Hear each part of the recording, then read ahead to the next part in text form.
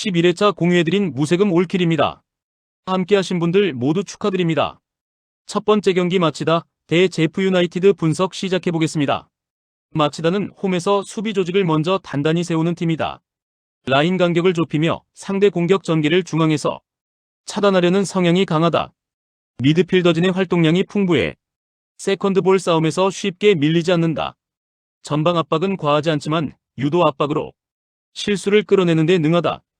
측면 전개보다는 하프 스페이스 침투를 선호한다. 선제 득점 이후에는 템포를 의도적으로 낮춘다. 홈팬들 앞에서는 집중력이 쉽게 떨어지지 않는다. 수비 전환 속도가 빠른 편이다. 세트피스 수비에서 안정감을 유지한다. 무리한 빌드업보다는 안전한 선택을 반복한다. 경기 후반 체력 관리도 비교적 안정적이다. 큰 실수를 거의 허용하지 않는 운영이 강점이다. 제프는 공격 전개 속도가 빠른 팀이다. 전방에서부터 적극적으로 볼을 전진시킨다. 측면 크로스 빈도가 높은 편이다. 공격 전환 시 숫자를 빠르게 올린다. 다만 수비 전환 시 라인 정렬이 늦어지는 장면이 있다. 원정 경기에서는 실점 이후 흔들리는 경우가 잦다. 중앙 수비 간격이 벌어질 때가 있다. 경기 초반 공격 의지는 강하다. 하지만 마무리 정확도는 기복이 있다. 라인을 높게 쓰는 만큼 뒷공간 노출이 있다. 후반 체력 저하가 눈에 띄는 팀이다. 안정성보다는 공격적인 선택이 잦다. 마치다는 홈에서 안정적인 운영을 최우선으로 가져간다. 제프는 초반부터 공격적으로 나설 가능성이 크다. 중앙 압박 싸움에서 마치다가 우위를 점할 수 있다. 제프의 빠른 공격이 초반 변수다. 시간이 흐를수록 마치다 쪽 운영이 살아난다. 득점수보다는 흐름 싸움이 핵심이다. 두 번째 경기 비셀코베 대 후쿠오카 분석 시작해보겠습니다. 마치다는 홈에서 안정적인 운영을 최우선으로 가져간다. 제프는 초반부터 공격적으로 나설 가능성이 크다. 중앙 압박 싸움에서 마치다가 우위를 점할 수 있다. 제프의 빠른 공격이 초반 변수다. 시간이 흐를수록 마치다 쪽 운영이 살아난다. 득점수보다는 흐름 싸움이 핵심이다. 득점 루트가 다양하다. 전방 연계 플레이가 매끄럽다. 세트피스에서도 위협적이다. 수비 시 라인을 급격히 내리지 않는다. 전체적인 조직력이 안정적이다. 후반으로 갈수록 집중력이 더 올라간다. 경기 운영 능력이 리그 상위권이다. 후쿠오카는 수비 블록을 먼저 만드는 팀이다. 라인 간격을 촘촘히 유지한다. 역습 위주의 공격을 구사한다. 측면 스피드를 활용한다. 공격 숫자는 많지 않다. 선제 실점 시 운영이 꼬인다. 볼 점유 시 부담을 느낀다. 원정에서는 수비 집중력이 중요하다. 중앙에서 밀리면 버티기 어렵다. 파울로 흐름을 끊는 선택이 잦다. 후반 체력 부담이 있다. 공격 지속성이 부족하다. 비셀고베는 홈에서 경기 주도권을 쥔다. 후쿠오카는 수비에 많은 시간을 할애할 가능성이 높다. 점유 차이가 크게 벌어질 수 있다. 후쿠오카의 역습이 변수다. 하지만 반복되긴 어렵다. 운영 완성도에서 차이가 난다. 세 번째 경기 산프레체 히로시마 대 교토상가 분석 시작해보겠습니다. 히로시마는 전술 완성도가 매우 높은 팀이다. 중앙 압박이 강하다. 수비 전환이 빠르다. 라인 컨트롤이 안정적이다. 홈에서 실점 관리가 잘 된다. 측면과 중앙 균형이 좋다. 후반 운영 능력이 뛰어나다. 선수 간 거리 유지가 좋다. 불필요한 파울이 적다. 집중력이 쉽게 무너지지 않는다. 공격 기회 창출이 꾸준하다. 경기 전체를 지배하는 힘이 있다.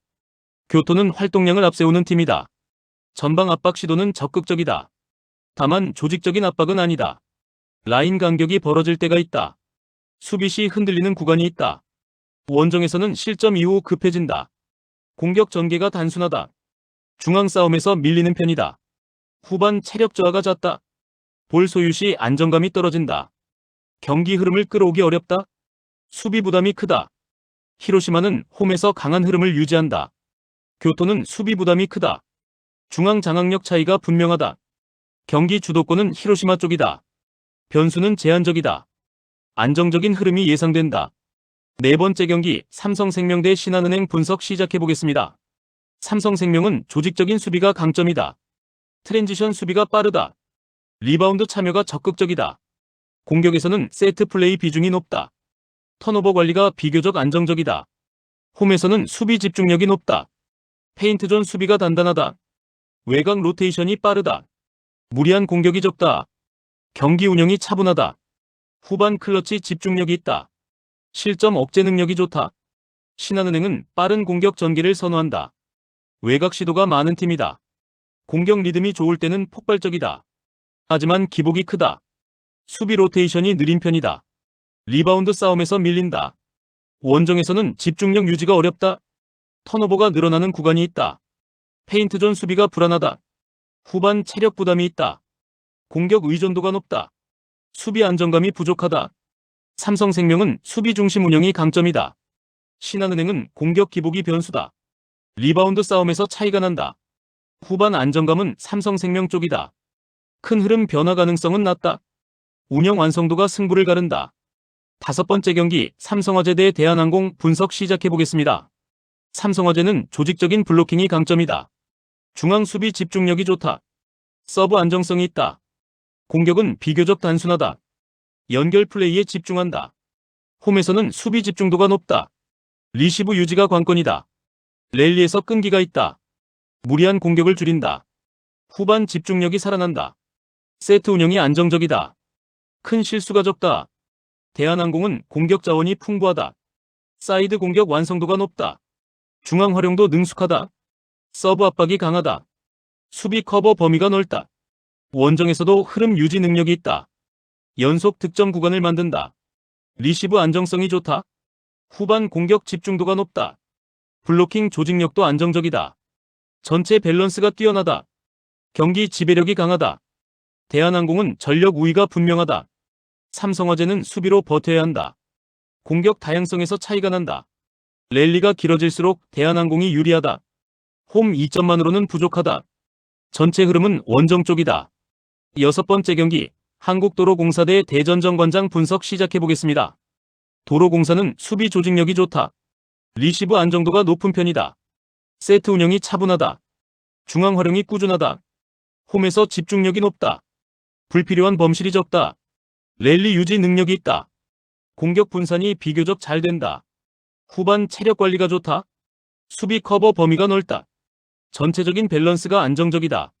흐름을 쉽게 내주지 않는다. 정관장은 공격 의존도가 높은 팀이다. 강한 공격으로 분위기를 만든다. 다만 리시브 기복이 있다. 수비 전환이 느린 편이다. 원정에서는 실수 빈도가 늘어난다. 중앙 활용이 제한적이다. 공격 패턴이 읽히는 구간이 있다. 후반 집중력 저하가 있다. 리시브 흔들리면 운영이 어렵다. 수비 부담이 크다. 연결 플레이가 불안하다. 안정성에서 아쉬움이 있다. 도로공사는 안정적인 운영이 강점이다. 정관장은 공격으로 버텨야 한다. 리시브 싸움이 핵심이다. 후반 안정감에서 차이가 난다. 큰 변수는 제한적이다. 운영 완성도가 승부를 가른다.